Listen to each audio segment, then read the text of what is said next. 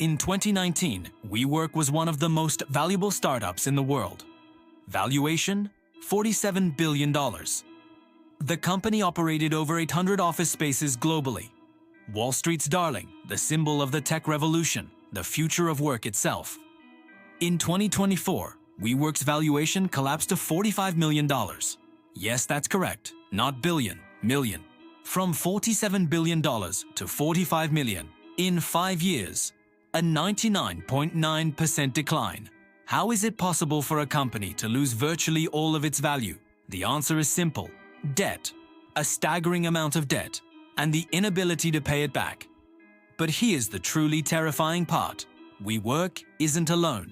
Right now, over 2,000 large American companies are classified as zombies. Zombie company, an actual term used by economists. The definition is straightforward: companies whose earnings don't even cover the interest payments on their debt. They're technically dead, but still walking. They still have offices, employees, products, but they're not profitable, they're not growing, they're not innovating, they're just paying debt. Or more accurately, they're constantly taking on new debt to pay off the old debt. These zombie companies owe a combined $1.4 trillion. And ever since the Federal Reserve raised interest rates from near 0 to 5% starting in 2022, every single one of these companies has been teetering on the edge of collapse. In 2008, there was the mortgage crisis. In 2025, there will be the corporate debt crisis. And this time, the bailout will be much harder. Because the 2008 crisis involved $8 trillion, this crisis involves $14 trillion. There's a simple test to determine whether a company is a zombie. Does the company's annual profit cover the interest on its debt? Example: a company has $1 billion in debt. Average interest rate is 5%. That means the company must pay $50 million in interest every year.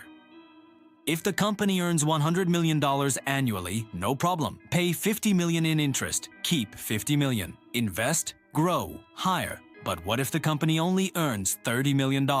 Then it can't even cover the interest. A $20 million shortfall. So what does it do? It borrows more, takes out another loan from another bank, another investor to cover that $20 million gap. Then next year, same problem. More debt, more shortfall. This cycle can't continue forever, but it has continued so far. Because from 2010 to 2021, the Federal Reserve kept interest rates near zero. Borrowing was so cheap that zombie companies could easily refinance. According to Bloomberg's 2024 calculations, 40% of companies in the S&P 500, America's 500 largest companies, are in the zombie category. That means nearly half of the biggest corporations are essentially just in survival mode. These aren't small companies. These are giants. Recognizable brands. Companies where people shop, work, invest. Bed Bath & Beyond. April 2023. A 51-year-old retail giant. Over 1,000 stores, 80,000 employees. In 2019, it borrowed $5 billion for digital transformation to compete with Amazon. But the transformation failed. No profit came. When the Fed raised rates in 2022, the company had to pay $400 million annually in interest. Revenue, $300 million. Shortfall, $100 million. In 2023, it tried to refinance. Banks wanted 15% interest. Impossible. Filed for bankruptcy in April 2023. All stores closed. 80,000 people unemployed. Party City, January 2023. A 40-year-old party supplies chain. 800 stores. In 2012, a private equity firm bought it and loaded $2.7 billion in debt. The company was profitable, but the debt burden was crushing. Post-COVID, parties declined, revenue dropped, interest payments rose. Bankruptcy in January 2023.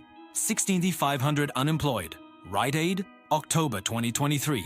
A 116-year-old pharmacy chain. Over 2,000 stores. Leveraged buyout in 2007. Saddled with $7 billion in debt. Never recovered. By 2023, interest payments reached $500 million annually. Revenue was falling because CVS and Walgreens competition was fierce. Bankruptcy in October 2023. Half the stores closed. WeWork, November 2024.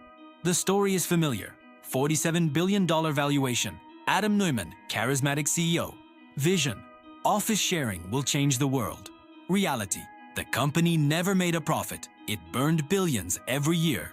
But investors like SoftBank didn't care because growth was everything. The 2019 IPO attempt was a disaster. When the books were examined, it became clear the company was essentially a Ponzi scheme, using new investor money to pay old rent. COVID hit in 2020. Offices emptied, revenue collapsed. From 2021-2023, it tried to survive, but the $4 billion debt burden was too heavy. Bankruptcy in November 2024. Valuation, $45 million. These are just the big names. In 2023, a total of 642 companies filed for bankruptcy. In 2024, 721 companies. A 60% increase compared to 2022. And this is just the beginning. The real catastrophe will arrive in 2025-2027 because during these years, a massive amount of corporate debt reaches maturity, the repayment date. Maturity means the debt's due date. The company either pays it off completely, refinances it, takes new debt to close the old, or files for bankruptcy. The numbers are frightening. 2025, $1.2 trillion in maturities. 2026, $1.5 trillion in maturities. 2027, $1.8 trillion in maturities. Total, $4.5 trillion. In 3 years. Most of this debt was borrowed between 2019 to 2021 at 2-3% interest, because during that period, Fed rates were near zero. Now they want to refinance, but market interest rates are 7 to 8%. Simple math. Borrowed in 2020, $1 billion at 2%. Annual payment, $20 million. Refinancing in 2025, $1 billion at 7%. Annual payment, $70 million. Same debt, $50 million more expensive. Annually. Even profitable companies struggle with this burden. For zombies? Impossible. Moody's, the credit rating agency, estimates that corporate bankruptcies will increase 200% in 2025. In 2024, 700 companies failed. In 2025, 2,000 companies will fail. And these are just large corporations, not even counting small and medium-sized businesses. This is called the refinancing wall. Wall Street knows it. The Fed knows it. Everyone knows it, but nobody can stop it. So what if a few companies fail? That's capitalism, creative destruction. If it were just a few companies, there'd be no problem. But this is 2,000 plus companies, and these companies' debts aren't just on their balance sheets. They're in your retirement fund, in your bank's portfolio, in insurance company assets, in university endowments, in municipal treasuries. Leveraged loans, that $1.4 trillion, are packaged and sold as CLOs, collateralized loan obligations. CLOs are the corporate version of mortgage-backed securities. In 2008, home loans were packaged and sold. Now corporate loans are being packaged. And who's buying these CLOs? Everyone. JP Morgan has $50 billion in CLOs in its portfolio. Bank of America has $40 billion. Wells Fargo has $35 billion. Pension funds?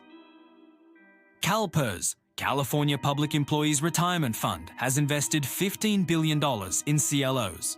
Teachers Retirement System of Texas, $8 billion. Now, when these zombie companies fail, what happens?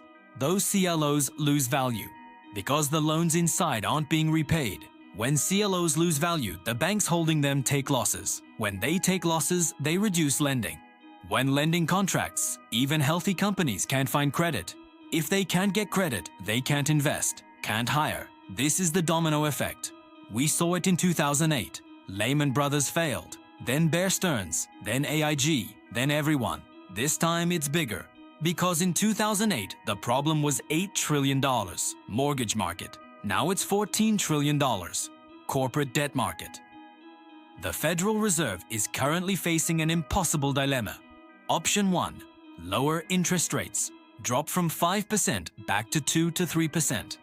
This saves zombie companies because they can refinance. Bankruptcies decline, the economy breathes. But the problem? Inflation returns. Because low interest rates fuel inflation. Why did they raise rates in 2022?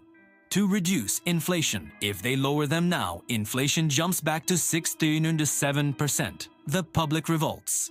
Option 2, keep interest rates high. Keep inflation under control. But then zombie companies fail. 2,000 companies bankrupt. Millions unemployed.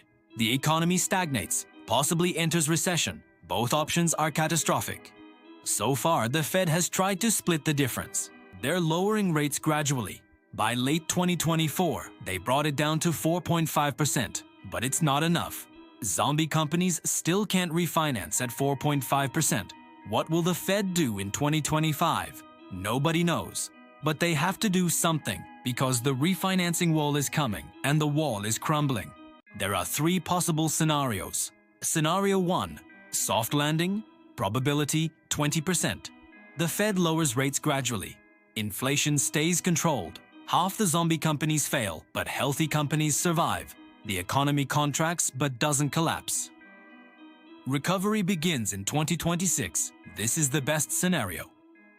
But probability is low because the timing needs to be perfect. Scenario 2, gradual crisis. Probability 60%. Zombie companies fail slowly. 2,000 companies in 2025, 1,500 in 2026, $1,000 in 2027. Unemployment gradually rises. The economy stagnates but doesn't collapse. Not a sudden shock like 2008, but slow decay. This is the most likely scenario. Painful but manageable. Scenario 3, systemic collapse. Probability 20%. A major company, say a large retail chain or industrial giant, fails unexpectedly. The CLO market panics, banks take losses, the credit market freezes. Even healthy companies can't get loans. The domino effect begins. 2008 redux but bigger. This is the worst scenario. Low probability but not zero. The corporate debt crisis isn't getting the same media attention as 2008 because it's not dramatic. There's no big bank failing overnight, no protests in the streets, just a slow, silent collapse. But the consequences are very real. Next time you're browsing job listings and see position frozen, know that the company is paying debt. Next time you hear an old brand went bankrupt, know it hit the refinancing wall. Next time your retirement fund value drops, know the CLO portfolio took a loss. In 2008, you had a mortgage. Now there's no mortgage, but you have corporate debt, whether you know it or not. Because the economy is a system. Everything is connected. WeWork fell from 47 billion to 45 million. One company story. But there are 2,000 more zombie companies, $1.4 trillion in debt, $4.5 trillion refinancing wall. The system is fragile, the bomb is ticking, and in 2025 it will detonate.